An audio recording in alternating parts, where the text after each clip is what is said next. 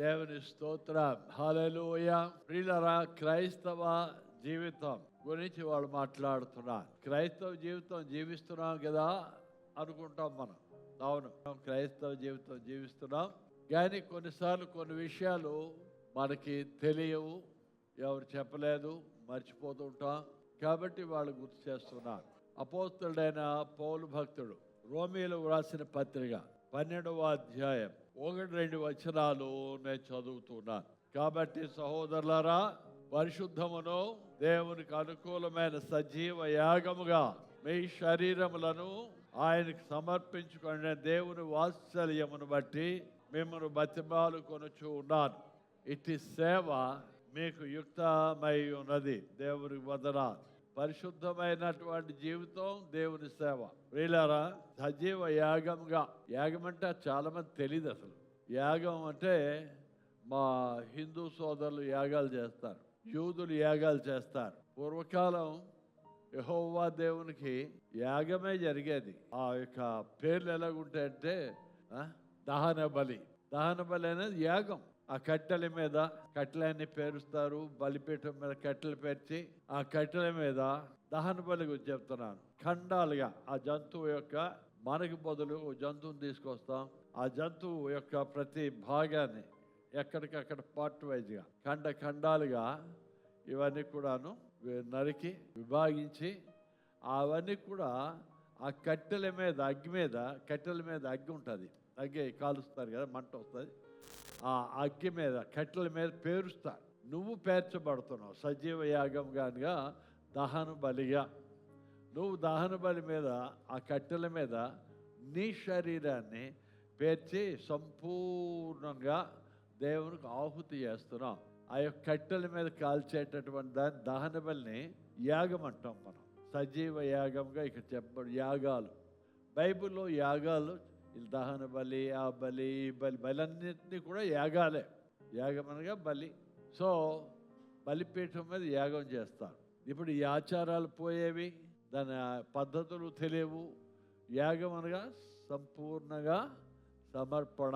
చేతులు, కాళ్ళు, ముక్కు, నోరు సమస్తం దేవుని నువ్వు సమర్పించుకున్నావు. కాబట్టి ఇక మీదట నువ్వు నూతన జీవి అయి ఉన్నావు. పరిశుద్ధమును దేవునికి అనుకూలమైన సజీవ యాగముగా మీ శరీరములను ఆయనకు సమర్పించుకొనుడి. దహన బలి చెప్పానుగా, సజీవ యాగంగా మీ శరీరములను, అనగా చేతులు తప్పుడు పనులు చేయకూడదు, కళ్ళు తప్పుడు చూపులు చూడకు. సజీవ యాగంగా సమర్పణ అయిపోయింది. నీ కళ్ళు సమర్పణ అయిపోయి, నీ నోరు సమర్పణ అయిపోయింది, నీ చెవులు సమర్పణ అయిపోయాయి, నీ ఆలోచన సమర్పణ అయిపోయింది, నీ నోరు సమర్పణ సమస్తం కూడా సమర్పించేస్తాం. సో ఇక అది పరిశుద్ధమైపోయింది. పరిశుద్ధమైన సజీవ, ఆ పరిశుద్ధమైన దాంట్లోంచి అపవిత్రమైనది కానీ అశుద్ధి కానీ ఇక మీద రాకూడదు. అపవిత్రమైన చూపులు ఉండకూడదు, అపవిత్రమైన మాటలు వినకూడదు, అపవిత్రమైన మాటలు పలకూడదు, అపవిత్రమైన తినకూడదు. ఇది సో సజీవమైన యాగం మనం సమర్పించేసాం దేవునికి. కాబట్టి ఇక మీదట దేవునికి ఎలాగట ఇంపైన సువాసనగా మనం ఉండాలి. ఎలాగింపైన సువాసనగా ఉంటాం? ఇక్కడ దేవునికి అనుకూలమైన సజీవ యాగముగా మీ శరీరంలో ఆయన సమర్పించుకోండి దేవుని వాత్సల్యమును బట్టి బతిమాలుకొనుచున్నాను. ఈ సేవ మీకు యుక్తమై ఉన్నది. కాబట్టి సంపూర్ణమైన సమర్పణ ఎలాగంటే ఇది సమర్పణ. సమర్పణ అంటే ఏదో అనుకుంటాం. సమర్పణ అంటే ముక్కు, నోరు, కళ్ళు, చెవులు, ఆలోచన ఇవన్నీ కూడా సమర్పించేస్తావు నువ్వు. కాబట్టి ఇక మీద నువ్వు చేయవలసింది, దేవుడు ఎలాగ ఆలోచించమంటాడో అలాగ ఆలోచిస్తావు, దేవుడు ఎలా చూడమంటాడో అలా చూస్తుంటావు, దేవుడు ఎలా వినమంటాడో అలా వింటుంటావు, దేవుడు ఎలా మాట్లాడమంటాడో అలా మాట్లాడుతుంటావు. సో అది సమర్పణ. కాబట్టి ప్రియులారా, 2వ వచనం, మీరు ఈ లోక మర్యాదలను అనుసరింపగా ఉత్తమమును అనుకూలమును సంపూర్ణమై ఉన్న దేవుని చిత్తమేదో పరీక్షించి తెలుసుకున్నట్లు మీ మనస్సు మారి నూతన మౌటు వల్ల రూపాంతరం పొందుడి. రూపాంతరం. ఆ కొండ మీద యేసయ్య శిష్యులతో ఉన్నప్పుడు యేసయ్య రూపాంతరం చెందాడు. రూపాంతరం, వేరే స్వరూపం, వేరే మహిమ స్వరూపం. ఏలియా భక్తుడు వచ్చాడు, మోషే భక్తుడు వచ్చాడు. వాళ్ళు రూపాంతరం చెందినటువంటి శరీరాలతో వారు ఉన్నారు. మనం కూడా రూపాంతరం చెందుతాం. మనం లెగిసిన తర్వాత, చనిపోయిన తర్వాత, దేవుడు వచ్చే టైంలో, బతికుంటే ప్రభు అయిన యేసు స్వామి వచ్చే టైంలో మహిమ శరీరాలు పొందుతాం. దాన్నే రూపాంతరం అంటాం. రూపాంతరం పూర్తిగా కంప్లీట్గా తేడా ఉంది. గత శరీరానికి ఈ శరీరాన్ని చూస్తే, గత శరీరం ఇదే మరణానికి లోనై ఉన్నది. గత శరీరం ఆ రోగాలకి, జబ్బులకు, వాతావరణానికి, క్లైమేట్కి లోనైన శరీరం. ఇక మహిమ శరీరం అనే ప్రశ్న, ఇక దాంట్లో జబ్బు లేదు, రోగం లేదు, మరణం లేదు, ఏమీ లేదు. అసలు అది నిత్యము నివసించేటటువంటి నిత్యాయువుతో ఉన్నటువంటి బలిష్టమైన శరీరం. ప్రియులారా, రెండు కాంట్రరీ, రెండు తేడా ఉన్నటువంటివి. కాబట్టి అపోస్తలుడైన పౌలు భక్తుడు ఏమంటున్నాడంటే, రూపాంతరము పొందుడి. సంపూర్ణంగా పాతదానికి కొత్త శరీరానికి సంబంధం లేదు. పాత శరీరానికి అది వేరేగా ఉంది, టైం టు టైం మారిపోతుంటుంది. కానీ కొత్త శరీరం మారదు, చెక్కు చెదరదు, కోట్ల సంవత్సరాలు నిత్యము బతికేటటువంటి శరీరం. అసలు పాత శరీరానికి కొత్త శరీరానికి పోలికలు ఏమాత్రం కూడా లేవు. అది ఆ రూపాంతరం చెందే టైంలో జరిగేటటువంటి కార్యం. ఓకే, మనమందరం కూడాను మూల పురుషులను బట్టి, మన మూల పురుషులను బట్టి మనము పెంచబడిన వారము. మనం వాతావరణంలో పెంచబడ్డాం. ఒక వాతావరణంలో, కొంతమంది సిటీస్లో, కొంతమంది పల్లెటూరులో, కొంతమంది ఆయా ప్రాంతాల్లో వాతావరణం, వారి యొక్క కల్చర్, నాగరికతను బట్టి ఒక్కొక్కరికి ఈ శ్రీకాకుళం వాళ్ళ తెలుగు భాష ఒకలాగా ఉంటుంది, ఈస్ట్ గోదావరి ఒకలాగా ఉంటుంది, కృష్ణా ఒకలాగా. వాళ్ళ కల్చర్, మన మూల పురుషులు వాళ్ళు పెంచబడిన వాతావరణం, వాళ్ళు పెరిగిన ఆ నాగరికత లేదా కల్చర్, వాళ్ళు ఎక్కడో పెరిగారు, పెరిగిన విధానం బట్టి మనం ఉన్న ప్రజల మధ్య ఉన్నటువంటి అలవాట్లు అది తెలియకుండానే ప్రభావితం చేస్తుంది. స్టైల్ ఆఫ్ లైఫ్, నీ భాష, నువ్వున్న ప్రజలను బట్టే నీ భాష, నీ స్టైల్ ఆఫ్ లైఫ్లో ఉంటాయి.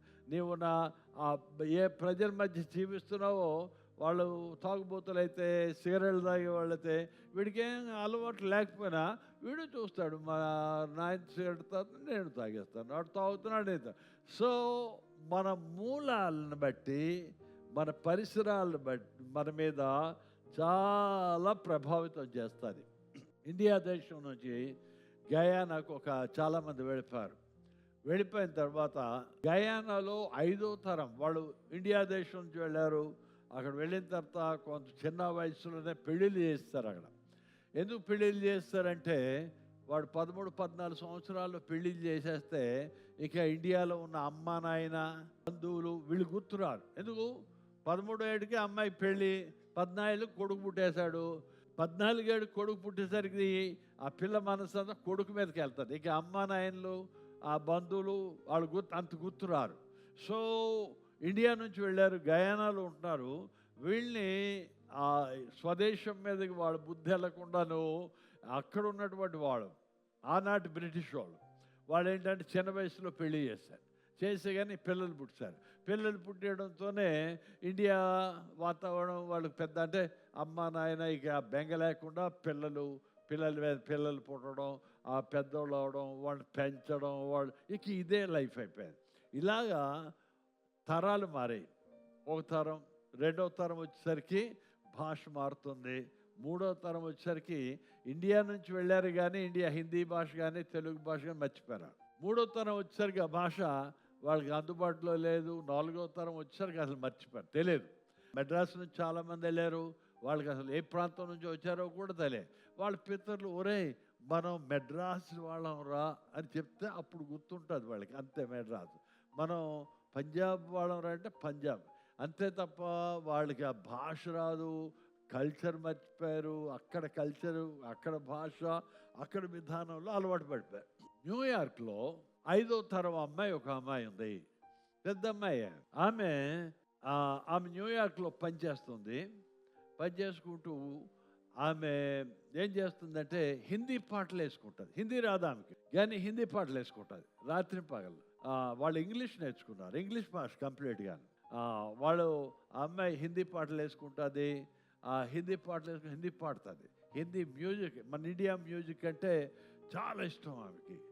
ఆమె ఇంగ్లీష్ మ్యూజిక్ కాదు, ఇండియా మ్యూజిక్ వింటుంది, ఇండియా పాటలు వింటుంది. అలాగా హిందీ పాటలు వింటూ వింటూ ఆ పాటల యొక్క అర్థమేటో మెల్లిగా ట్రేస్ అవుట్ చేసి ఆమె హిందీ భాష కూడా నేర్చుకుంది. ప్రియులారా, పూర్తిగా హిందీ భాష వచ్చేసిన తర్వాత ఇవన్నీ ఎందుకు చెప్తున్నా అంటే, హిందీ వర్డ్స్ అర్థాలు తెలియవు. ముందు హిందీ పాటలు పాడుతుంది, బాగున్నాయి, అర్థాలు తెలియవు. ప్రియులారా, ఇవన్నీ ఎందుకు చెప్తున్నా అంటే, ఆ తరం మన మూలాలు, ఆమె 5వ తరంకి వెళ్ళిపోయినా మైండ్ ఇండియా మ్యూజిక్కే క్యాచ్ చేస్తుంది, ఇండియా పాటలే క్యాచ్ చేస్తున్నాయి వాళ్ళకి. సో మన మూలాలు చాలా ప్రభావితం చేస్తాయి మన లైఫ్ మీద, మనకు తెలియకుండా. మూలం అనేది చాలా ఇంపార్టెంట్. కాబట్టి ప్రియులరా, మనం పెరిగిన వాతావరణం ప్రభావం మనపై చాలా ఎక్కువగా ఉంటుంది. ప్రభు అయిన యేసుస్వామి మార్కు సువార్త 8వ అధ్యాయము వచ్చినట్లయితే ఆయన ఒక గుడ్డివాడికి బాగు చేశాడు. మీ అందరూ బాగా తెలుసు అన్నమాట. మార్కు సువార్త 8వ అధ్యాయము 22వ వచనం నుంచి ఆ మాటలు చదువుదాం. ఇలా చెప్పబడాలి, అంతలో వారు బెత్సయిదాకు వచ్చి, అప్పుడు వారు ఆయన యొద్దకు గుడ్డివాని తోడుకొని వచ్చి వాని ముట్టబడినని ఆయన్ను వేడుకొని, ఆయన గుడ్డివాని చేయి పట్టుకొని ఊరి వెలుపలకు తీసుకొని పోయి వాని కళ్ళపై ఉమ్మ వేసి వాని మీద చేతులుంచి, నీకేమైనా కనబడుచున్నదా అని అడిగాను. వాడు కన్నులెత్తి, మనుషులు నాకు కనబడుచున్నారు, వారు చెట్ల వలె నుండి నడుచుచున్నట్లుగా నాకు కనబడుచున్నారు అనను. అంతటా ఆయన మరలా తన చేతులు వాని కన్నుల మీద ఉంచగా వాడు తేరి చూచి కుదర్చబడి సమస్తమును తేటగా చూడసాగెను. అప్పుడు యేసు, నీ ఊర్లోనికి వెళ్ళవద్దని చెప్పి వాని ఇంటికి వానిని పంపివేశాను. ప్రియులరా, ఇక్కడ ఒక గుడ్డివాడిని తెచ్చాడు యేసు స్వామి దగ్గరికి. ఆ ఊర్లో ఉన్నటువంటి ఆ గుడ్డివాడు స్వస్థత కొరకు వాడిని తీసుకొచ్చారు. ఎందుకు అనగా ఈ చుట్టుపక్కల ఉన్నటువంటి వాతావరణం అంతా కూడా యేసయ్య వాడిని ఏం చేశాడు, పట్టుకొని ఊరి వెలుపలకు తీసుకెళ్ళిపోయాడు. గమనించండి ఆ మాటలో మనకు చూస్తాం. అది ఆయన గుడ్డివాని చేయి పట్టుకొని 23వ వచనం ఊరి వెలుపలకు తోడుకొని పోయాడు. ఆ ఊర్లో చేయలేదు, ఆయన అద్భుతం చేయలేదు, ప్రజలందరి మధ్య చేయలేదు. ఆయన తీసుకున్నాడు, తీసుకొని ఒంటరిగా తీసుకెళ్ళిపోయాడు ఊరు బయటికి. అక్కడ ఉమ్ము రాశాడు, అక్కడ ఈ స్వస్థత కలిగింది. ప్రియులరా, ఆ వాతావరణం నుంచి బయట తెచ్చాడు. యేసయ్య చేసిన పని ఆ వాతావరణంలో ఉంటే వీడికి స్వస్థత రాదు. ఆ వాతావరణ ప్రభావం చాలా పవర్ఫుల్గా ఇంపాక్ట్ చేస్తుంది వీడి మీద. కాబట్టి వీడు యేసయ్య మాటలు నమ్మడు, యేసయ్య చేస్తాడని విశ్వసించడు, అవిశ్వాసం వల్ల స్వస్థత పొందడు. కాబట్టి వాడిని పట్టుకొని ఊరి వెలుపలకు ప్రజలందరి నుంచి దూరం చేసి ఒంటరి వాడిగా తీసుకొని వెళ్ళిపోయాడు. తీసుకొని వెళ్ళిన తర్వాత ఉమ్ము రాశాడు. అప్పుడు ఆయన అద్భుతం చేశాడు, చూడన్నాడు. చెట్లులా కనబడుతున్నారు మనుషులు, సంపూర్ణమైన స్వస్థత వానికి కనబడలేదు. ప్రియులరా, ఇక్కడ నీ చుట్టూ ఉన్నటువంటి వాతావరణం నీ గుడితనానికి కారణం. ఈ చుట్టూ ఉన్నటువంటి వాతావరణం ఆయన గుడితనానికి కారణమైంది. కాబట్టి ఆ వాతావరణం నుంచి వారిని వేరు చేయాలి. ప్రియులారా, నేను వెలుపలకు తేవాలి, ఆ గుంపులోంచి నిన్ను బయటికి తీసుకురావాలి. ఆ యొక్క నీ ఆచారాలు, పద్ధతులు, వ్యవహారాలు కొన్ని ఉన్నాయి, లేకపోతే నీ ఫ్రెండ్స్ గుంపు ఉంది, దాంట్లోంచి నేను బయటికి తీసుకురాకపోతే నీకు స్వస్థత కలగదు, నీకు రక్షణ కలగదు, నీకు మారుమనసు కలగదు, నీ పాప క్షమాపణ కలగదు. ప్రియులరా, నీకు ఖచ్చితంగా బయటకు రావాల్సిందే. సో వాతావరణం నుంచి యేసయ్య వీడిని బయటికి తీసుకొచ్చాడు. నువ్వు ఆ వాతావరణంలో ఉంటే నువ్వు రావు, నువ్వు బాగుపడవు అన్నాడు. సో వాతావరణం నుంచి తీసుకొని రావడం చాలా ఇంపార్టెంట్. స్వస్థత పరిచి పంపిస్తాను అన్నాడు, కాబట్టి బయటికి తెచ్చాడు, స్వస్థపరిచాడు. ఆ వ్యక్తిని యేసయ్య ఇలా ప్రశ్నించాడు. మొదటిసారి ప్రశ్న, ఏం కనబడుతుంది అన్నాడు. మనుషులు చెట్లులా నాకు కనబడుచు ఉన్నారని చెప్పాడు. అప్పుడు యేసయ్య ఆ వ్యక్తిని రెండవసారి ఆ కంటిని ముట్టుకున్నాడు, అద్భుతం చేశాడు, పవర్ వెళ్ళింది. యేసయ్య రెండవసారి ఆ కంటిని ముట్టుకోవాలి, రెండవసారి ఆ వ్యక్తిని ముట్టుకోవాలి. You need a second touch. నీ జీవితంలో రెండవసారి యేసయ్య ముట్టాలి, లేకపోతే నువ్వు బలంగా ఉండలేవు. రెండవసారి యేసయ్య నిన్ను ముట్టాలి. నువ్వు ఒకసారి ముట్టేస్తే నీకు అంతా కూడాను సంపూర్ణమైన స్వస్థత కలిగిపోయింది, రక్షణ కలిగిపోయింది, పాప క్షమాపణ వచ్చేసింది, నూతన జీవం వచ్చేసింది. కానీ చాలామందికి యేసయ్య రెండవసారి ముట్టాలి, నిన్ను ముట్టుకోవాలి యేసయ్య రెండవసారి. ప్రియులారా, ఈ వ్యక్తిని యేసయ్య రెండవసారి ముట్టుకోవాలి. దేవునికి వందనాలు. రెండవసారి ముట్టుకుంటేనే అప్పుడు పర్ఫెక్ట్గా ఆయనకి ఆరోగ్యం కుదుటబాటు అవుతుంది. అప్పుడు ఆ వ్యక్తి యేసయ్యని ఇలాగ అడిగాడు, నీవేం చూస్తున్నావు అని రెండవసారి ముట్టుకున్న అడిగితే అప్పుడు ఆ వ్యక్తి ఇచ్చిన జవాబు ఏంటంటే, మనుషులను స్వస్థంగా నేను చూస్తున్నాను. ప్రియులారా, కొన్నిసార్లు యేసు స్వామి నేను 2 సార్లు ముట్టుకోవాల్సిన అవసరం ఉంది. అప్పుడు నీ జీవిత విధానం నీకు అర్థమవుతుంది, నీ ఎన్లైటన్మెంట్ నీకు కలుగుతుంది, నీ వెలుగు అప్పుడు చూస్తావు. సగం సగం వెలుగు మాత్రమే చూస్తూ ఉంటావు. దేవునికి వందనాలు. హల్లెలూయా. యేసయ్య నిన్ను మళ్ళా ముట్టాలి. ఆ వ్యక్తితో యేసయ్య ఇలాగన్నాడు. ఇక్కడ వాక్యంలో చూడండి, మనం చూసినట్లయితే 25వ వచనం. అంతటా ఆయన మరలా తన చేతులు వాని కన్నుల మీద ఉంచగా వాడు తేర చూచి కుదుర్చబడి సమస్తమును తేటగా చూడసాగను. అప్పుడు యేసు, నీ ఊర్లోనికి వెళ్ళవద్దని అతనితో చెప్పి ఇంటికి వాడిని పంపాను. ఈ ఊర్లో నువ్వు don't go back to that place. నువ్వు ఎక్కడి నుంచి వచ్చావో, ఏ మురికి కొంప నుంచి వచ్చావో, ఏ చీకటి కొంప నుంచి వచ్చావో, ఏ అగాధపు ఆ యొక్క బురదలోంచి వచ్చావో, ఆ బురదలో మళ్ళీ వెళ్ళదు. మళ్ళా వెళ్ళేవా నీ చూపు పోతుంది, నీ వెలుగు పోతుంది, నీ ఔన్నత్యం పోతుంది, నువ్వు పొందుకున్న రక్షణ పోతుంది, నువ్వు పొందుకున్న స్వస్థత పోతుంది. నువ్వు మళ్ళా అక్కడికి వెళ్ళొద్దు. సో యేసయ్య బయట తెచ్చాడు, ఆశీర్వదించాడు, మళ్ళా అక్కడికి వెళ్ళదు. నువ్వు రక్షణ పొందావు, పాప క్షమాపణ పొందావు, మళ్ళా గుంపులోనే కలిసిపోతే ప్రాబ్లం చేస్తుంది లైఫ్ అంతా కూడా. ప్రియులారా, గుడ్డివానిగా చేసింది ఏది గుడ్డివానిగా చేసిందో యేసయ్యకు బాగా తెలుసు. ఆ వ్యక్తితో యేసయ్య ఇంటికి వెళ్ళు, అంతేగాని నువ్వు ఆ గుంపులోకి వెళ్ళొద్దు, ఈ ఊరికి వెళ్ళొద్దు. ఈ ఊరిలో ఉన్నటువంటి వాతావరణం, నువ్వు ఆ వాతావరణంలోకి వచ్చావా, ఆ వాతావరణంలోకి పోయావా, ఆ కల్చర్లోకి పోయావా, లోపలికి కల్చర్ నేను గుడ్డివానిగా చేస్తుంది. మా బంధువులు అనేసి వాళ్ళ దగ్గరికి మేమేమో వెళ్ళేవాళ్ళు. లక్ష్మీవారం వెళ్ళేసరికి అరటికాయలు కోసి దేవుడు, అలా అమావాస్య నాడు దేవుడు, పౌర్ణమి నాడు దేవుడు, ఇలా వేసేవారు ఆకాశ దేవుళ్ళు అందరికీ. మేము ఎందుకు వెళ్ళేవాళ్ళం, అరటిపళ్ళు తినడానికి, కొబ్బరికాయలు తినడానికి భలే పెడుతుంది మా అత్త అని పెరిగేటవాడు. ప్రియులరా, ఆ కల్చర్లోకి వెళ్ళిపోతే అదే అలవాటు అయిపోద్ది. మారు మనసు బలంగా దేవుడు మారు మనసు ఇచ్చి బలంగా నన్ను రక్షించాడు. కానీ లేకపోతే నేను సపరేట్ అయిపోయాను, సపరేట్ సరిగ్గా అయ్యాను. అదే రీతిగా నాకు మంచి ఫెలోషిప్లో కూడా నేను కలుసుకోవడం బట్టి నా లైఫ్ మారింది. పొరపాటుని కానీ అలాగే ఉంటే మళ్ళా ఇంటికి వెళ్ళి కానీ ఆ గుంపులోకి వెళ్ళొద్దు అన్నాడు. దేవుని స్తోత్రం. చాలాసార్లు మనం స్వస్థత రక్షణ పొందుకున్న తర్వాత తిరిగి ఆ పాత రొంపలోనికి వెళ్తాం. వాతావరణం, పాత సహవాసం, పాత ఫ్రెండ్స్, ఆ ప్యాకార్డ్ ఫ్రెండ్సే, ఆ తాగుబోతు ఫ్రెండ్సే, ఆ అబద్ధాల ఫ్రెండ్సే, ఆ బూతులు ఫ్రెండ్సే. నీ బతుకంతా కూడా రక్షణ పొందినా సరే ఆ రక్షణ యొక్క ఫలాన్ని నువ్వు అనుభవించవు. పాత పద్ధతి ఎంత భయంకరమో అర్థం అవుతుంది. కాబట్టి ప్రియులా, మన ఆచారాలు, మన పద్ధతులు, మన విశ్వాసాన్ని నాశనం చేయగలవు, నీ రక్షణ పోగొట్టుకోగలవు.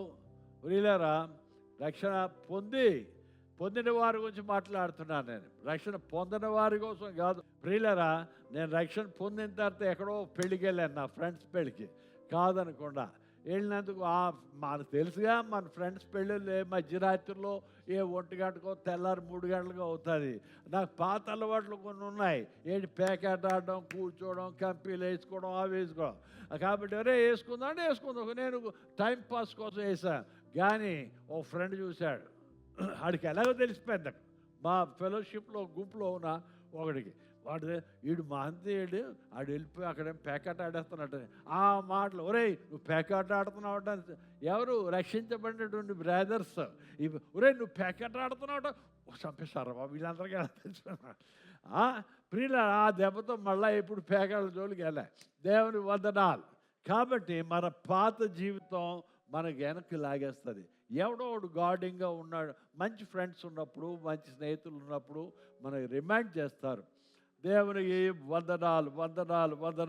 నీవు మార్పు నొందకపోతే పాత వాతావరణం నేను వెనక్కి నెట్టేస్తాను. నువ్వు రక్షణ పొందావు కానీ పాత వాతావరణం వెనక్కి నెట్టేస్తుంది. నీ పాత వాతావరణం చాలా ప్రభావితం చేస్తుంది. నేను ఈ లోకానికి సంబంధించిన వాడను, చెప్పండి మాట్లాడరే, అమ్మో మా ఇల్లు ఉంది, మా వాకిలు ఉంది, మా బ్యాంక్ అకౌంట్ ఉంది, పాస్టర్ గారు ఈ లోకానికి సంబంధించకుండా అవన్నీ ఏమైపోతాను, బ్యాంక్ పడిపోకండి. మన ఆ లోకానికి సంబంధించిన వాడం. నేను చెప్పండి నాతో ఈ మాట, నేను ఈ లోకానికి సంబంధించిన వాడను కాను, నేను ఈ లోకానికి సంబంధించిన దానను కాను. హల్లెలూయా. మనం పరలోక వాసులం. మన దేవుడు మన పౌరసత్వం పైన ఉంది.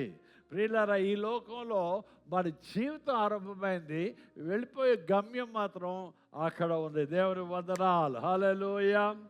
ఈ లోకానికి మనం సంబంధించిన వాళ్ళం కాము. నేను విడుదల పొందాను. నాతో చెప్పండి, నేను విడుదల పొందాను. విమోచింపబడిన వాడిని, విమోచింపబడిన దానను. దేవుని స్తోత్రం. హల్లెలూయా. నేను పరలోక పౌరుడను. దేవుని స్తోత్రం. సాతాను చేతిలో నుండి విడిపింపబడిన వాడను నేను. హల్లెలూయా. నేను రక్షించబడ్డాను. చెప్పండి, నేను రక్షించబడ్డాను, మార్పు పొందాను. నేను పరలోక రాజ్యపు పౌరుడను. నేను మారు మనస్సు పొంది రూపాంతరం చెందాను. హల్లెలూయా. నేను మారు మనసు పొంది రూపాంతరం చెందిన వాడిని. ప్రియులారా, రోమీయులకు రాసిన పత్రికలో ఆ మాటే అపోస్తలుడైన పౌలు భక్తుడు ఇందాక చదివాం కదా, 12వ అధ్యాయము 2వ వచనం మనం ఇప్పుడు ఇంకోసారి గుర్తు చేస్తున్నా. మీరు లోక మర్యాదను అనుసరింపగా ఉత్తమమును అనుకూలమును సంపూర్ణమై ఉన్న దేవుని చిత్తం ఏదో పరీక్షించి తెలుసుకున్నట్లు మీ మనస్సు మారి నూతనమగుట వలన రూపాంతరము పొందుడి. రూపాంతరం చెందాలి. దేవునికి వందనాలు. హల్లెలూయా. కాబట్టి ప్రియులారా, ఈ లోకంలో నేను రక్షించబడ్డాను, మన గమ్యం రూపాంతరం చెందాలి. That is final. ఇంకా 12వ అధ్యాయంలోనే 9వ వచనం కూడా ఒకసారి గుర్తు చేస్తున్నాను. ఏం చెప్పబడ్డది? మీ ప్రేమ నిష్కపటమై ఉండవలను, చెడ్డదాన్ని అసహించుకొని మంచిదాన్ని హత్తుకొని. 2 విషయాలు, చెడ్డదాన్ని అసహించుకోవాలి, మంచిదాన్ని హత్తుకోవాలి. 2 విషయాలు ఇక్కడ మనం చూస్తున్నాం. లోకానుసారంగా ఉండటమా, లేకపోతే మారు మనసు పొంది రూపాంతరం చెందటమా? అంటే దాని భావం అదే. లోకానుసారంగా ఉంటామా, లేక రూపాంతరం చెంది మనం రూపాంతరం చెందుతాం, మారు మనసు పొంది. మనస్సు చాలా పవర్ఫుల్. మనస్సు అంటే ఇది మన ఆలోచన, బ్రెయిన్ శక్తి గలది. మన మనస్సు చాలా పవర్ఫుల్. ఈ రూపాంతరం చెందడం ఎక్కడ? మనసులో రూపాంతరం చెందుతాం. ఆత్మలో మనం రక్షించబడిన దినాన్ని నువ్వు ఆత్మలో రక్షణ పొందావు. నీ ఆత్మ రక్షణ పొందేసింది, ఆత్మ మారిపోయింది. వాడు తిరిగి జన్మిస్తే తప్ప వాడు పరలోక రాజ్యంలో ప్రవేశించడు. నువ్వు తిరిగి జన్మించావు, మారు మనసు పొందావు. ఒక క్షణాన్ని ఎక్కడో దేవుడి దగ్గర ప్రార్థన చేస్తావు, ఏ మీటింగ్లోనో చర్చిలోనో ఎక్కడో దేరా ఏదో సమయంలో మారు మనసు పొందావు, నీ ఆత్మ నూతనపరచబడ్డాది. కానీ నీ మనస్సు మారబడలేదు. నేను మనసు మారిపోయాను, మనసు మారబడలేదు. చెప్తాను ఎలా మారబడలేదు చెప్తాను. ప్రియులారా, మనస్సు ఆలోచిస్తుంది. మనస్సు అనగా ఇది తలకాయ. మనస్సు ఆలోచిస్తుంది. తలలో నుండే ఈ ఆలోచనలన్నీ వస్తాయి. మనకి అర్థమైందా? మన ఎక్కడి నుంచి ఆలోచనలు వస్తాయి, మనకి ఇక్కడి నుంచి రావు. ఇదంతా హృదయం, ఇదంతా తలలో నుంచి ఆలోచనలన్నీ కూడా ఉంటాయి. కాబట్టి తలకే సంబంధించిన అంశాలు. వినుట ఎక్కడి నుంచి? ఇక్కడికే తలకే. వినుట సంబంధించింది తలకి. వాసన తలకి. చూడడం తలకు సంబంధించింది.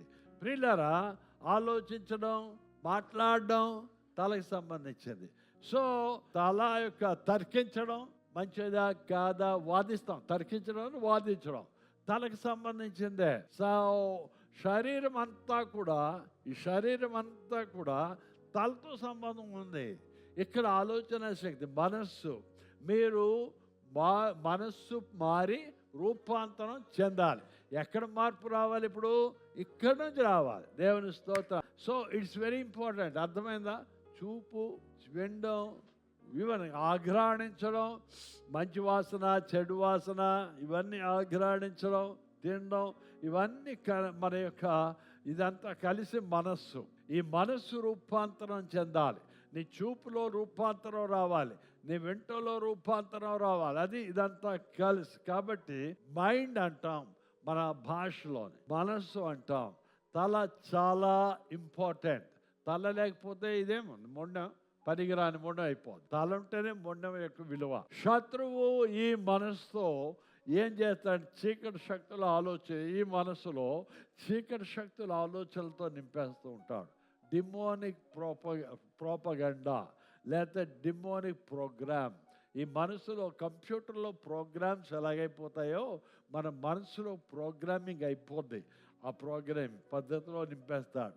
కష్టాలు, ఛాలెంజెస్, నిరాశ, క్రూరత్వము, ఒంటరితనము, భయం కలిగించేటటువంటి భయం కలిగించేటటువంటి రూపం, ఊహారూపం.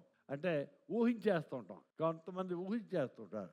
ఏదో కొంప మూలిగిపోయింది, ఏమైతే మొలగలేదు కానీ ఊహించేస్తారు. అమ్మో నేను అక్కడికి వెళ్తే చచ్చిపోతా, ఎప్పుడు చావడం ఏమవదు, చచ్చిపోతానేమో, నేను ఇంట్లో రాత్రి పడుకోరు కొంతమంది, పడుకుంటే దెయ్యం వచ్చిన పట్టుకుంటుందేమో. ఊహ. ప్రియులారా, ఈ ఊహ వెరీ పవర్ఫుల్. ఈ యొక్క ఊహలోనికి మార్చుతాడు వాడు.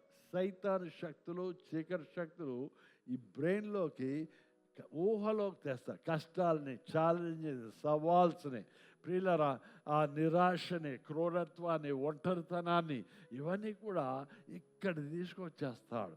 వాక్యం వారి గురించి ఏం చెప్తుందో అది వారు అంగీకరించారు. చాలామంది ఇక్కడున్న విశ్వాసుల్లో వాక్యం మీ గురించి ఏం చెప్తుందో మీరు అది అంగీకరించడం లేదు. మీరు విశ్వాసులే, మారు మనసు పొందిన వారే, పాప క్షమాపణ పొందిన వారే, కానీ మీ యొక్క ఆత్మ రక్షణ పొందింది, తిరిగి జన్మించిన వారే, కానీ వాక్యం మీ గురించి ఏం చెప్తుందో అంతా నమ్మడం లేదు. ప్రియులరా, అంతా నమ్మనటువంటి వారు. క్రూరత్వం, ఈ మాటలు చెప్పాను కదా, ఒంటరితనం, క్రూరత్వం. ప్రియులరా, నేను అది కొంతమంది రక్షణ పొందిన వాళ్ళు ఏమంటారు తెలుసా? రక్షణ పొందిన, ఒరే ఏమనుకుంటున్నారా, నా గురించి ఏమనుకుంటున్నావు అంటే, నేను అది, నేను ఇది, నేను తమాషా అని రక్షణ పొందిన వాళ్ళు అనడం వింటున్నావా లేదా? కొత్త మనకి, కొత్త కాదుగా, మనకు తెలుసు. మన చర్చిలోనే ఉన్నారు, ఎక్కడో లేరు ఇలా అందరూ. ప్రియులరా, ఇంతోడిని అంతోడిని అనేసి అంటారు. కానీ దేవుని వాక్యం నీ గురించి ఏం చెప్తుంది? అదే సత్యం. నీ స్వయంగా నువ్వేం మాట్లాడితే అది సత్యం కాదు. ఒకటే సత్యం, యేసయ్య సత్యం, దేవుడు సత్యం, ఆయన వాక్యం ఎప్పుడూ నిలకడగా ఉండేది సత్యం. అన్య భాషల్లో మనం మాట్లాడవచ్చు, తిరిగి జన్మించిన వారమై ఉండొచ్చు. ప్రియులరా, అద్భుతాలు, ఆశ్చర్యకార్యాలు చాలా చేసి ఉండొచ్చు. ప్రియులరా, కానీ వాక్య జ్ఞానం కూడా బాగా కలిసిన వాళ్ళమే ఉండొచ్చు. ఇవాళ రేపు చాలామంది పాస్టర్లను చూస్తున్నాను, మెయిన్గా టీవీలో చూస్తున్నాను, వాడు వాక్య జ్ఞానం అమ్మో ఇంత అంతా కాదు, వాక్య జ్ఞానం కలిగిన వారు ఉండొచ్చు. అయితే నీ మనస్సు రూపాంతరం పొందకపోతే నీవు రక్షణ లేని అన్యుల్లాగే నువ్వు ఉంటావు, రక్షణ లేని అన్యుల్లాగే మాట్లాడతావు, రక్షణ లేని అన్యుల్లాగే ప్రవర్తిస్తావు. రూపాంతరం ఇక్కడ చెందాలి. నువ్వు గొప్ప భాషలు మాట్లాడచ్చు, నువ్వు అద్భుతాలు చేయొచ్చు, అభిషేకం ఉండొచ్చు, గొప్ప అన్నీ ఉండొచ్చు, కానీ నువ్వు రూపాంతరం చెందకపోతే అన్యుడికి నీకు తేడా ఏమీ లేదు. ప్రియులారా, నువ్వు రక్షణ పొందకముందు ఎలాంటి పనులు చేసేవాడివో రక్షణ పొందిన తర్వాత కూడా రూపాంతరం చెందకపోతే అలాంటి పనులే చేస్తాం. నేను చెప్పేది అర్థమవుతుందా? అర్థమవుతుంది చేయలేదండి అందరూ? అర్థమైనవాడు అర్థం కాదు, మళ్ళీ చెప్పాలి, 10 సార్లు చెప్పాలి, మీకు అది తలకాయ బద్దలైపోదు. దేవుడు వందనాలు, హల్లెలూయా. రక్షణ పొందినటువంటి వారి గురించి వాళ్ళు మాట్లాడుతున్నాను నేను. రక్షణ పొందినటువంటి వారు రక్షణ పొందకముందు ఎలాగ ప్రవర్తించేవారో, వాడు మారు మనసు పొంది రక్షణ పొందిన తర్వాత కూడా రూపాంతరం చెందకపోతే, నేను చెప్పాను సజీవ యాగంగా అనే మాట ముందే చెప్పానుగా, చెందకపోతే వాడి పాత జీవితం ఎలాగో కొత్త జీవితం అలాగే ఉంటుంది, ఏం తేడా ఉండదు. అన్యులు వాళ్ళు చూస్తారు, అరే ఈడేంట్రా వీడిని చూస్తుంటే వీడు క్రైస్తవుడు అంటాడు, అసలు ఈయనే క్రైస్తవుడు రా బాబు అంటారు. భయంకరమైన క్రైస్తవులు ఉన్నారు కొంతమంది, తాగుబోతు క్రైస్తవులు, రక్షణ పొందినోడు. నేను ఇవాళ మాట్లాడేది ఓన్లీ ఫర్ క్రిస్టియన్స్, అన్యుల కోసం మాట్లాడడం లేదు. ప్రియులరా, భయంకరంగా ప్రవర్తిస్తున్నాడు. క్రైస్తవుడు అయితే ఇతరులను మనం విమర్శించాము మనం. ప్రియులరా, అది క్రైస్తవ నైజం. మనసు రూపాంతరం అనేది ఒక పద్ధతిలో ఇట్ ఇస్ ఎ ప్రాసెస్. ఒక పద్ధతిలో కొంత టైం పడుతుంది. ఒక రోజులో రూపాంతరం చెందే మనం నేర్చుకుంటాం. సబ్మిషన్ దేవుని వాక్యానికి ప్రతిరోజు మన జీవితం, అమ్మో నేను పొరపాటు చేశాను, ఇక్కడ వాక్యానికి సరిగ్గా ఇక్కడ నేను ఉండడం లేదు, వాక్యంలో నేను అక్కడ పొరపాటు చేశాను అనేది మనకు అర్థమవుతుంది. అది కరెక్ట్ చేసుకోవాలి. లైఫ్ ఎప్పటికప్పుడు మనం కరెక్ట్ చేసుకుంటుంటే అది ప్రాసెస్. ఒకరోజుతో నువ్వు రూపాంతరం చెంది పరిశుద్ధుడిని అయిపోయాను, నా మాట మారిపోయింది, చూపు మారిపోయింది, ఆలోచన మారిపోయింది నేను చెప్పడం చాలా పొరపాటు. క్రైస్తవుడుగా మనం రక్షణ పొందిన తర్వాత రూపాంతరం చెందడానికి ఇట్ టేక్స్ సమ్ టైం. నేర్చుకుంటాం, ప్రతిరోజు నేర్చుకునేదే. ఆ నేర్చుకునేటప్పుడు ఎక్కడ నువ్వు పొరపాటు చేసావు, కరెక్షన్కి అంగీకరించాలి మన జీవితం. ఈ విషయంలో నేను కరెక్ట్ అవ్వాలి, ఈ విషయంలో నేను సరి చేసుకోవాలి అనేది ఆ కరెక్షన్కి అంగీకరిస్తే రూపాంతరం చెందుతూ ఉంటావు, ఎదుగుతూ ఉంటావు. నీ మాట తీరు మారుతుంది, ఆలోచన మారుతుంది. చూడగానే నీ ఇంతకుముందు చూపుల్లో వచ్చే చెడు చూపులు మారిపోతాయి. ఇట్ టేక్స్ సమ్ టైం, కానీ తప్పకుండా జరుగుతుంది. మనస్సు రూపాంతరం పొందకపోతే ఏది మంచిదో ఏది చెడ్డదో, దేవుని చిత్తానుసారమైన మనస్సో ఏది దేవుని చిత్తానుసారమైనది కాదో వాడికి అర్థం కాదు. మనస్సు రూపాంతరం చెందకపోతే మళ్ళా మాట రిపీట్ చేస్తున్నాడు. ఏది మంచి, పూర్వకాలం నువ్వు అనుకున్నది ఆ మంచి చెడ్డలు చాలా తేడా ఉంటాయి. కాబట్టి నువ్వు విశ్వాసివే, ఖచ్చితంగా మారు మనసు పొందావు, నీ ఆత్మ రక్షించబడ్డాది, ఖచ్చితంగా జీవగ్రంథంలో నీ పేరు రాయబడ్డాది, నువ్వు పరలోకానికి వెళ్తావు. నువ్వు విశ్వాసమే, కానీ నువ్వు త్రాగుబోతుగా ఉంటావు. క్రైస్తవులు మారు మనసు పొందిన తాగుబోతులు చూడలేదా? గొప్పలు తిప్పలుగా ఉన్నారు, రూపాంతరం చెందలేదు వారు. బూతులు ఆడడం లేదా? కొంతమంది అమ్మలు అప్పుడప్పుడు తెల్లారుజామని చూస్తాం, అలా కొళాయి దగ్గర ఏం మాటలు మాట్లాడుతున్నారో, ఏం బూతులు ఆడేస్తున్నారు మధ్య. రూపాంతరం చెందిన వాళ్ళే, రూపాంతరం చెందారు. ప్రియులరా, అబద్ధాలు ఆడడం లేదా? మారు మనసు పొందావు, పాపక్షమాపణ పొందావు, నువ్వు రిప్పితే అబద్ధాలు కొంతమంది. అమ్మ ఏం మేటర్ బాబు ఇలాగ అబద్ధం 100%. గోడ మీద గోడ వేసినట్టే ఇంక దాంట్లో అంత అబద్ధాలు, నోరిప్పితే అబద్ధాలు. ప్రియులారా, ఆత్మ తిరిగి జన్మించిన నీ మనస్సు రూపాంతరము చెందలేదు. నీ మనస్సు గనుక అలా ప్రవర్తిస్తున్నావు. బుద్ధి మారదు, బుద్ధి మారలేదు. అది ప్రియులారా, కొందరు మంచి క్రైస్తవులే ఉండవచ్చు, కానీ నీ లైఫ్ పార్ట్నర్గా ఉండడానికి వారు సరైన జోడి కారు. మంచి పార్ట్నర్స్, వాళ్ళు మంచోళ్ళు, వీళ్ళు మంచోళ్ళు. గుర్రానికిను గుర్రానికి కాడి కట్టి దున్నుతూ అవుతుందండి. గాడిద పద్ధతి వేరు.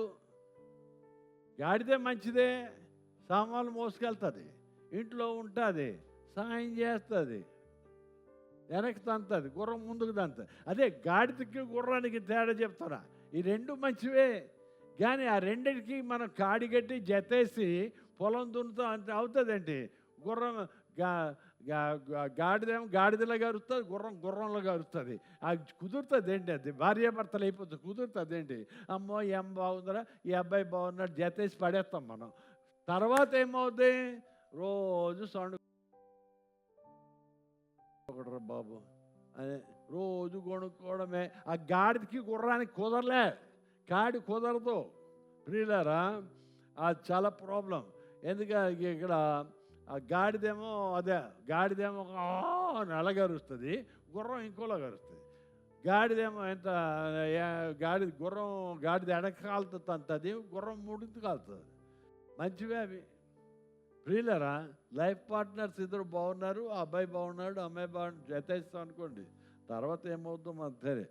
ఎందుకనగా గాడిద తినే పద్ధతి వేరు, గాడిద నడిచే పద్ధతి వేరు, గాడిద అరుపులు వేరు, గాడిద పరుగు తీసే పరుగు వేరు.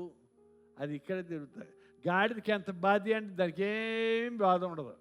గాడిద పాలు తాగుతారు. ఈ స్టోర్పురం ఇప్పుడు తాగుతున్నారు లేదు, కానీ పూర్వకాలం గాడిద పాలు తాగేవారు. ఎందుకు? వాళ్ళు పరిగెడతారు, గాడిద కన్నా స్పీడ్గా పరిగెడతారు. ఆ గాడిద మాంసం తింటారు. ఆ గాడిద మాంసం తిని వాళ్ళు ఏం చేస్తారు తెలుసా? సముద్రం ఇసుకలో పరిగెడతారు వాళ్ళు. అక్కడ పరిగెడితే ఆడ పెక్కబలం వచ్చేస్తుంది. పోలీసు పట్టుకున్న ఆ లైఫ్లో ఇప్పుడు పట్టుకోలేడు ఆడు స్టోర్పురం దొంగవాళ్ళు. అందుకోసమే ఈ స్టోర్పురం అంటే ఆ పోలీసు వాడు అక్కడ ఆగిపోతాడు, వాళ్ళతో పరిగెట్టు. అది ఎక్కడ పరిగెడతాడు ఎవడు తెలియదు, పట్టుకోలేడు.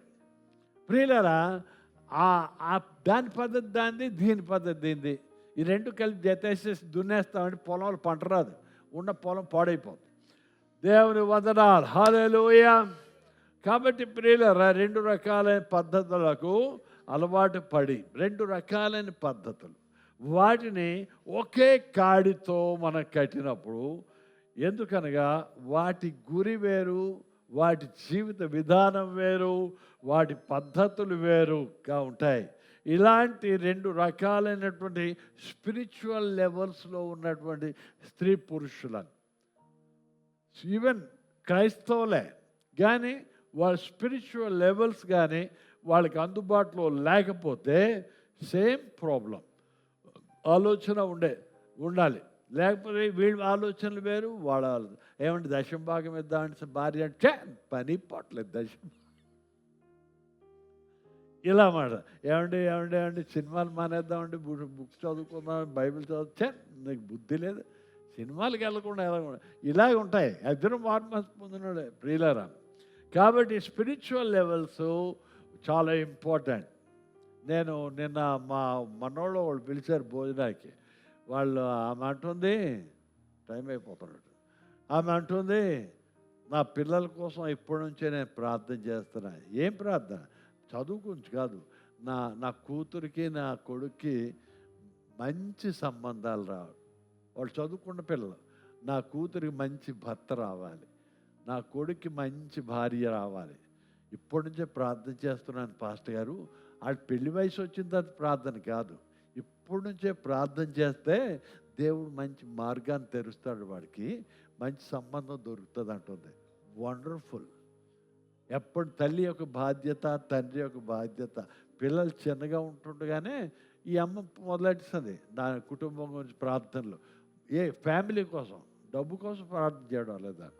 కాబట్టి ప్రియులరా, స్పిరిచువల్ లెవెల్స్ చాలా ఇంపార్టెంట్. ఒక ఇంటి వారిగా చేస్తే 24 గంటలు ఏం చేస్తారు? గాడిదని గుర్రాన్ని ఒక ఇంటి వాళ్ళుగా చేసేస్తే ఏమవుతుంది? 24 గంటలు వాదించుకోవడానికి గాడి ధరుస్తుంటుంది, గుర్రం అడుగుతుంటుంది, ఎవడు గొడవ ఆడి ఉంటుంది, ఎవడు వాడు ప్రతి చిన్నదానికి దెబ్బలాటే, ప్రతి చిన్నదానికి ఏడుస్తుంటారు. కన్నోరెడ్డి పోతాను ఈ అమ్మ అంటే చెప్పు అన్నమాట ఏడంటారు.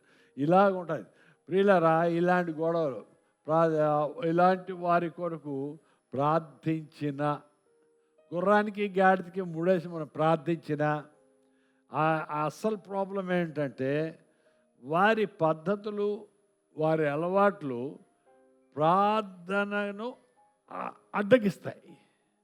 మనం ప్రార్థన చేసేస్తుంటాం, దేవుడా ఈ గుర్రాన్ని బాగు చేయి, గాడిదని బాగు, కానీ వాటి పద్ధతులు ఏం చేస్తాయి? అడ్డగించేస్తుంటాయి. సో చాలా ఇంపార్టెంట్ మన లైఫ్లో. నీ మనస్సు రూపాంతరం చెందకపోతే సజీవమైన ఈ మాట మీదే ఇవాళ ప్రసంగం అంతా. ప్రియులారా, ఏంటది? మీరు లోక మర్యాదను అనుసరించక ఉత్తమమును అనుకూలమును సంపూర్ణమై ఉన్న దేవుని చిత్తమేదో పరీక్షించి తెలుసుకున్నట్టు మీ మనస్సు మారి నూతన పరచబడటం వలన రూపాంతరం, మనస్సు మారడం, రూపాంతరం చెందడం చాలా ఇంపార్టెంట్. ప్రియులారా, ఈ మాటలు క్రైస్తవ సంఘాలు ఎక్కడ చెప్పరు. ఇలాగ రూపాంతరం అంటే ఉన్నపాళంగా యేసుప్రభువు మారిపోవడం అనుకుంటారు. కాదు, మన తలకే మారాలి, మన ఆలోచనలు మారాలి, మన పద్ధతులు మారాలి. మన ప్రభువుని ఇక్కడ మనం చూస్తున్నాం. ప్రియులారా, ప్రభు యొక్క చిత్తాన్ని తెలుసుకోలేరు. ఇలాగా సంపూర్ణంగా మనం రూపాంతరం చెందకపోతే ప్రభు చిత్తం ఎలాగా మనస్సు మారి రూపాంతరం చెందకపోతే అనుకూలమును సంపూర్ణమై ఉన్న దేవుని చిత్తం మనం తెలుసుకోలేం. దేవుని చిత్తం మనకి అర్థం కాదు, మన ఆలోచనలోనే మనం ఉంటాం. చాలామంది క్రైస్తవులకు సులువుగా కోపం వచ్చేస్తుంది. చాలామంది క్రైస్తవులకి ప్రియులారా, చీటికి మాటికి అబద్ధాలు ఆడేస్తారు.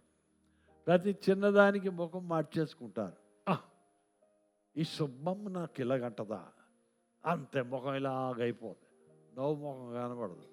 ఇప్పుడు పాస్టర్ గారు ఇవాళ నేను చేస్తున్న ప్రసంగం చాలామందికి ముఖాలు ఇలా మాడిపోయి ఉంటాయి.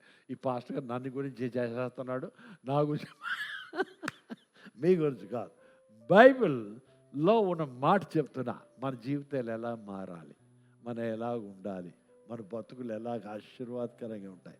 వాక్యం నేను చాలా క్లియర్గా, ఎక్కడా మీకు ఇంత క్లియర్గా ఏ పాస్టర్ గారు చెప్పలేరు. చాలా ఉన్న మాట, దేవుని మాట చెప్తున్నా. ఏంటంటే చీటికి మాటికి కోపాలు వచ్చి అబద్ధాలు ఆడేస్తుంటారు, చిన్నదానికి ముఖం మార్చేస్తుంటారు, గర్విష్ఠులుగా ఉంటారు. చాలామంది ఎవరు మారు మనసు పొందిన వాళ్ళు సంగతి మనం గర్విష్ఠులుగా ఉంటారు. దీనత్వం, దయాళత్వం, మన ప్రభువుని నమ్ముకున్న తర్వాత ఈ దయాళత్వం ఇవి ఉండాలి. మనకు అభివృద్ధి ఎప్పుడు వస్తుంది?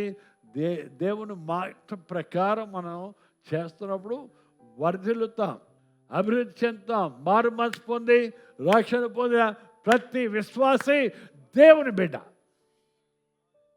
వాడు చేసే ప్రతి పని దేవుడు ఆశీర్వదిస్తాడు, వాడు వర్ధిల్లుతాడు. ప్రియులారా, ఇక అభివృద్ధి వస్తుంది. అభివృద్ధి వచ్చి వర్ధిల్లుతాం. ఇక మనం ఎంత దీనావస్థ నుంచి ఈ స్థితికి వచ్చామో మర్చిపోతాం. క్రైస్తవులో ఉన్న పెద్ద ప్రాబ్లం ఒకప్పుడు నువ్వు ఎలాంటి దీనావస్థలో ఉన్నావు, దేవుడు నిన్ను ఇవాళ ఎక్కడ పెట్టాడు అది మర్చిపోతాం. పెద్ద పెద్ద కబుర్లు మా తాత మీసాలకి ఏదో రాస్తారు, మీసాలు సంపంగ నూనె, మా తాత మీసాలు సంపంగ, ఏమనుకుంటున్నావు? మా తాత మీసాలు సంపంగ నూనె, లేదు పెద్ద కబుర్లు, పెద్ద కబుర్లు చెప్పేస్తున్నాడు. అందుకే ఇలా కబుర్లు చెప్పేవాళ్ళు మన సంఘంలో ఉన్నారు. అందుకే దేవుడు ఏం చేశాడంటే దావీదు దగ్గరికి 1-2 నిమిషాల్లో అయిపోద్ది. ఇంకా దావీదు దగ్గరికి ఎవరిని పంపాడు? నాతాన్ అనే ప్రవక్తను పంపించాడు. పంపి ఈ మాట గుర్తు చేస్తున్నాడు. ఏంటి ఆ మాట? మొదటి దినవృత్తాంతాల గ్రంథం 17వ అధ్యాయము 7వ వచనం. దావీదు గొప్ప రాజు, దావీదు గొప్ప ప్రవక్త, దావీదు దేవుని యొక్క హృదయానుసారుడైనటువంటి వ్యక్తి. కానీ దేవుడు నాతాన్తో మొదటి దినవృత్తాంతాల గ్రంథం 17వ అధ్యాయం 7వ వచనంలో ఏం చెప్తున్నాడంటే, కావున నీవు నా సేవకుడైన దావీదుతో చెప్పవలసిందేమనగా, సైన్యములకు అధిపతి యెహోవా ఈ ప్రకారము సెలవిచ్చుతూ ఉన్నాడు, నీవు నా జనులైన ఇశ్రాయేలీల మీద అధిపతివై ఉండునట్లు గొర్రెల వెంబడి తిరుగుచున్న నిన్ను గొర్రెల దొడ్డి నుంచి తీసుకువచ్చి నీవు వెళ్ళిన చోట్ల నెల్లా నీకు తోడుగా ఉండి నిన్ను ద్వేషించు వారిని నీ ముందర నిలవనీయక నిర్మూలము చేసి తిని లోకములోని ఘనులకు కలిగి ఉన్న పేరు వంటి పేరు నీకు కలుగజేయుదును. ఏం చెప్తున్నాడు ఇక్కడ? అర్థమైందా? ప్రవక్తను పంపించాడు దావీదు. ఆ మాటలను మళ్ళీ ఇంకో గుర్చారు. ఏంటంటే దావీదుతో ఇలా చెప్పమన్నాడు. దావీదుతో ఎప్పుడు? దావీదు అప్పుడు ప్రవక్త, దావీదు అప్పుడు మహారాజు, దావీదు దేవుని యొక్క హృదయానుసారుడైన వ్యక్తి, చక్రవర్తి. అప్పుడు ఈ కబురు చెప్తున్నాడు దేవుడు, నా జనులైన ఇశ్రాయేలీల మీద అధిపతి అయి ఉండునట్లు గొర్రెల వెంబడి తిరుగుచున్న నిన్ను గొర్రెల దొడ్డి నుంచి తీసుకొని వచ్చాను. నువ్వు గొల్లోడివి. ఎప్పుడు చెప్తున్నాడు దావీదుతో? చక్రవర్తి అయిన తర్వాత, ప్రవక్త అయిన తర్వాత. నువ్వు గత జీవితాన్ని మర్చిపోవద్దు. నువ్వు ఒకప్పుడు గొల్లోడివి, నువ్వు ఒకప్పుడు ఇలా తిరిగేవాడివి. నేను నిన్ను తీసుకొచ్చి ఈ స్థానంలో పెట్టాను. నేను అంతోడైపోయాను, ఎంతోడైపోయాను. కొంత గొప్ప గొప్ప కబుర్లు ఆడని చెప్పేస్తుంటారు. ప్రభు అందుకు నువ్వు కాదు, నేను నిన్ను ఆ స్థాయిలో పెట్టాను, నేను నిన్ను హెచ్చించాను. మనం ప్రభు నమ్ముకుంటే అది వర్ధిల్లుతాం, పెద్దవాళ్ళు అవుతాం, మనం అభివృద్ధిలోకి వస్తాం. అభివృద్ధిలోకి వచ్చిన తర్వాత మా తాత ఏంటి మీసాలకి సంపంగను రాసి చెప్పకండి. మనం ఎక్కడి నుంచి వచ్చామో అది ఎప్పుడూ గుర్తుంచుకోవాలి. పరమాత్ముడు అది చెప్తున్నాడు. ఇక్కడ ఏం చెప్తున్నాడు? గొర్రెల వెంబడి తిరుగుచున్న నిన్ను గొర్రెల దొడ్డి నుంచి తీసుకొని వచ్చి నీవు వెళ్ళిన చోట్లనెల్లా నీకు తోడుగా ఉన్నాను. అప్పుడు కాబట్టి నువ్వు వర్ధిల్లావు. అంతేగాని నా గొప్పలు నా బడాయిలను కాదు. దేవుడు నిన్ను హెచ్చించాడు, దేవుడు నిన్ను ఆశీర్వదించాడు. దేవునికి వందనాలు చెల్లిస్తాం, దేవుని కృతజ్ఞతలు చెల్లిస్తాం. అంతేగాని మన స్వంత డబ్బా కొట్టుకోకూడదు. ఇంగ్లీష్లో ఏమంటారు తెలుసా? స్వంత బీట్ యువర్ డ్రమ్ అంట. నీ డ్రమ్ నువ్వే కొట్టుకో. స్వంత డబ్బా అంటాం తెలుగులో. నీ డబ్బా నువ్వు కొట్టుకోవద్దు. దేవుడు మహాదేవుడు, పరమాత్ముడు, యెహోవా దేవుడు నన్ను ఆ గొల్లోడుగా ఆ గొర్రెలు తీసుకెళ్తాను. నన్ను ఆ దేవుడు చక్రవర్తి చేశాడు, గొప్ప ప్రవక్తను చేశాడు, అజేయుని చేశాడు అని ఆ సంగతి నువ్వు గుర్తుంచుకో. ఆలయలో నీవు వెళ్ళిన చోట్లనెల్లా నీకు తోడుగా ఉండి నిన్ను ద్వేషించు వారిని నీ ముందర నిలవనీయక నిర్మూలన చేస్తా. నీ శత్రువులను నాశనం చేసేస్తా. నీ పట్ల నీ గురించి చెడ్డగా మాట్లాడని చంపేస్తాను. నీకు కీడు చేద్దామని చంపేస్తాను. నీ కుటుంబాన్ని పాడు చేద్దామని చంపేస్తాను. అదే కదా దాని అర్థం. నేను ఉన్న భాషలో మాట్లాడుతున్నాను. ఈ గ్రాంధికం అంతే తేడా. నీ శత్రువులను నాశనం చేశాను. దావీదు నిన్ను హెచ్చించాను. కాబట్టి నువ్వు ఎక్కడి నుంచి వచ్చావో ఆ మూలాలు అక్కడ నువ్వు మర్చిపోవద్దు. నువ్వు హెచ్చించేవాడు. తర్వాత చేసి లోకంలోని గనులకు కలిగి ఉన్న పేరు వంటి పేరు. హల్లెలూయా. దావీదు ఇప్పటికీ ఘనుడే.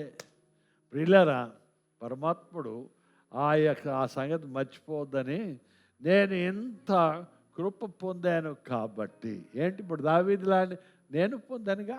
నేను ఒకప్పుడు పెంటవాడిలో ఉన్నాను, పెంట కుప్పలో ఉన్నాను, పాడైపోయినోడిని, దిక్కులేని చెత్త. అలాంటి వాడిని బిషప్ని చేసేస్తాడు, పెద్దోడిని చేసేస్తాడు. నేను కృప పొందుకున్నాను కాబట్టి కృప చూపక మానలేను. ఆ దేవుడు ఇంత కృప చూపెట్టి నన్ను రాజుగా చేశాడు, నన్ను చక్రవర్తిగా చేశాడు. నేను ఇప్పుడు కృప ఎలా చూపెట్టకుండా ఎలాగ ఉండగలను? దేవుని స్తోత్రం. రోమపత్రిక 7వ అధ్యాయము 23వ వచనం. వేరొక నియమము నా అవయవంలో ఉన్నట్టు నాకు కనబడుచున్నది, అది నా మనస్సునందును ఉన్న ధర్మశాస్త్రముతో పోరాడుచు నా అవయవములలో ఉన్న పాప నియమమునకు నన్ను చెరబట్టి లోపరుచుకొనుచున్నది. వేరొక నియమం నాలో ఉంది. నాలో ఇంకో నియమం ఉంది, ఇంకో లా ఉంది, నాలో ఇంకో చట్టం ఉంది. ఆ చట్టం నన్ను ఏం చేస్తుందంటే, ఈ ధర్మశాస్త్రంతో, నాలో ధర్మశాస్త్రం ఉంది, ధర్మశాస్త్రం మారు మనసు పొందానుగా, రక్షణ పొందానుగా. నేను తప్పుడు పని చేస్తుంటే, తప్పుడు పని అని దేవుడు చెప్తున్నాడుగా, అదే ధర్మశాస్త్రం. ఇది ఇలా చేయొద్దని చెప్తున్నాడుగా, అయితే ఇంకోనేమో చెయ్యు. ఆ తప్పుడు పని చేయకపోతే నువ్వు బతకలేవు, బూతులు ఆడకపోతే నువ్వు బతకలేవు. ఆ అమ్మనే నువ్వు తిట్టకపోతే నీ పౌరుషం లేదా, నీకు గౌరవం లేదా, మర్యాద లేదా అని ఇంకొక నియమం ఉంది లోపల. ఆ నియమం ఇంకో 2 రకాలైన నియమాలు నాలో పనిచేస్తున్నాయి. ఒకటి పాత నియమము, ఇంకోటి కొత్త నియమము. అదే ఆ 2 నియమాలు నాకు వ్యతిరేకంగా నా ఆంతర్యంలో ఇంకొక ధర్మం ఉందని నాకు అర్థమైంది. అదే మాట చెప్తున్నాడు కదా, వేరొక నియమం నా అవయవములలో ఉన్నట్టు నాకు కనబడుతుంది. ఇప్పుడు నువ్వు మారు మనసు పొందిన తర్వాత, యేసయ్యలోకి వచ్చిన తర్వాత, నూతన వ్యక్తిగా మారిన తర్వాత ఇప్పుడు నీకు తెలుస్తుంది లోపల ఇంకొక నియమం నీలో పనిచేస్తుంది. చాలామంది పనిచేస్తుంది, అందరి పనిచేస్తుంది. అనగా ఆంతర్య పోరాటం, లోపల పోరాటం, మంచి చెడ్ల పోరాటం మనకు ఉంటుందా? ఉంటుంది కదా ప్రతి వాళ్ళకి. కొత్త ఏం కాదు. మనం యథార్థంగా ఒప్పుకుంటే ఆంతర్యంలో పోరాటం, ఇది మంచి చేయొద్దు అనేసి ఒకవైపు నుంచి చెయ్యని ఒక పోరాటం. ఆంతర్యంలో ఒక యుద్ధం జరుగుతుంది, ఓ పోరాటం జరుగుతుంది. బయటికి అయితే చక్కగా మేకప్లు వేసేసుకొని, లిప్స్టిక్లు వేసేసుకొని ఎంత ముచ్చటగా కనబడుతున్నావు, కానీ ఆంతర్యంలో ఒక పోరాటం. ఆంతర్యంలో ఆడితో వెళ్తానా మానేస్తానా, వాడితో వెళ్తానా మానేస్తానా, అమ్మ మాట వింటానా వాడి మాట వింటానా, తప్పుడు పని చేస్తానా నీతిగా బతుకుతానా. ఆంతర్యంలో ఒక పోరాటం ఉంది. నువ్వు చక్కగా బుద్ధిమంతుడిగా బయటికి కనబడుతున్నావు, కానీ లోపల పోరాటంలో ఉన్నాం. మనం అందరం పోరాటంలో ఉన్నాం. ఆంతర్యం నీ కొత్త స్వభావంతో నీ పాత స్వభావము యుద్ధం చేస్తుంది. మారు మనసు పొందిన తర్వాత, పరిశుద్ధాత్ముడు మనలోకి వచ్చిన తర్వాత పాత స్వభావానికి కొత్త స్వభావానికి పోరాటం జరుగుతుంది. పాత స్వభావం నేను వెనక్కి లాగేస్తుంది, కొత్త స్వభావం పాత పద్ధతులను విడిచిపెట్టని చెప్తుంది. ప్రియులారా, నీలో నూతన వ్యక్తి, నూతన స్వభావం, నవీన పురుషునికి ప్రాచీన పురుషునికి పోరాటం. నీవు తిరిగి జన్మించావు, మంచిగా భక్తిగా ఉండు రీతిగా ప్రోత్సహించబడుతూ ఉన్నా. అయితే ఇంకొక నియమం నీలో ఉంది. ఆ నియమం, ఒరే నీ మంచి ఎంతకాలం రా, ఇలా మంచిగా బతుకుతూ లోకంలో నువ్వు ఉండలేవురా, ఒరే కళ్ళు మూసుకొని కుదిరితే కుదరదురా, ఏదో మంచి మాటలు చెప్తే కుదరదు, 100 అబద్ధాలైనా ఆడేసి ఒక పెళ్లి చేయడం మంచిది, కానీ అలాగుంటే ఎలాగరా అనేసి 2 నియమాలు పోరాటం మనలో ఉన్నది. ప్రియులారా, నియమం, ప్రాచీన పురుషుడు ఉన్నాడు, నవీన పురుషుడు ఉన్నాడు. ఇక్కడ ప్రాచీన పురుషుడు సంగతి వదిలేద్దాం. వీడేం చేస్తున్నాడు? నవీన పురుషుడు దయాళత్వం, సమాధానం, దీర్ఘశాంతం, ప్రేమ, సంతోషం, విశ్వాసం, ఆత్మఫలాలు అవి కలిగి జీవించమంటున్నాడు. కొత్త నూతన ప్రాచీన పురుషుడు కాదు, కొత్తవాడు వచ్చాడు మనలోకి. ఈ కొత్త ఆయన ఏం చేస్తున్నాడు? కొత్త స్వభావం ఏం చేస్తుంది? నిన్ను ఇలాగ బతకమండి. ఆత్మ ఫలాలు కలిగి నువ్వు జీవించని కొత్తవాడు మనకు నవీన స్వభావం మనకి చెప్తుంది. ఇలాంటి విశ్వాసంలో ఇలాంటిది నేను చెప్పే మాట మళ్ళీ గుర్చేస్తున్నా. ఏంటది? దయాళుత్వం, సమాధానం, దీర్ఘశాంతం, ప్రేమ, సంతోషం, విశ్వాసం, ఇవి ఆత్మ ఫలాలు జీవించమంటున్నారు. ఈ కొత్త నైజం, కొత్త స్వభావం, ఈ నవీన పురుషుడు, ఇలాంటివి విశ్వాసుల్లో కనపడటం లేదు. అది చాలా విచారకరమైన విషయం. ఏమిటి ఎక్కువగా కనబడుతుంది అంటే అభిషేకం, వరాలు, వాక్చాతుర్యం, స్వస్థతలు, అది ఇది. అవి నీకు కావలసిన మూలం ఏంటంటే నీ క్యారెక్టర్ బిల్డ్ అవ్వాలి. నీ లైఫ్, నీ యొక్క నైతిక విలువలు అవి కలిగినటువంటి జీవితం అయి ఉండాలి. మంది నైతిక విలువలు నువ్వు ఎప్పుడైతే కలిగి ఉంటావో ఆటోమేటిక్గా వరాలు, తలాంతులు, అభిషేకం అవి వెంట వస్తాయి. ఇవన్నీ నీ వెంబడి వస్తాయన్నాడు దేవుడు. హల్లెలూయా. రూపాంతరం చెందాలి. మనలో చాలా బలహీనతలు ఉన్నాయి. ఇవాళ ప్రభు చాలా క్లియర్గా మనతో మాట్లాడాడు. కరెక్షన్స్ మనం అంగీకరించాలి. ఈ విషయంలో నేను కరెక్ట్ అవ్వాలి. దేవుడు ఇవాళ మాట్లాడాడు. మన జీవితాలు దేవుడిని సమర్పించుకుందాం. క్రైస్తవ జీవితం జీవిద్దాం. హల్లెలూయా. అందరు నిల్చున్నట్లయితే ప్రార్థన. మా సృష్టికర్త, పరమాత్ముడా, పరిశుద్ధుడా, యెహోవా మా దేవా, రక్షణకర్త, నీకే వందనాలు, వందనాలు, వందనాలు, వందనాలు, వందనాలు. నా మనసు మారి రూపాంతరం చెందాలి నాయన. క్రైస్తవులుగా, నీ బిడ్డలుగా నాయన, నీ బిడ్డలుగా ఈ లోకం మమ్మల్ని గుర్తించే రీతిగా నాయన మాలో మారు మనసు, నూతన స్వభావం నాయన, స్వభావంలో నూతన రూపాంతరం కూడా ఇచ్చి నడిపించండి. ఇవాళ ఈ వాక్యమును దీవించినందుకు వందనాలు. వచ్చిన నీ బిడ్డలందరినీ పేరున నీ చేతుల్లో పెడుతున్నాను. మహిమ, ఘనత, ప్రభావాలు పొందుము. యేసు నామములో ప్రార్థిస్తూ ఉన్నాము తండ్రి. ఆమేన్.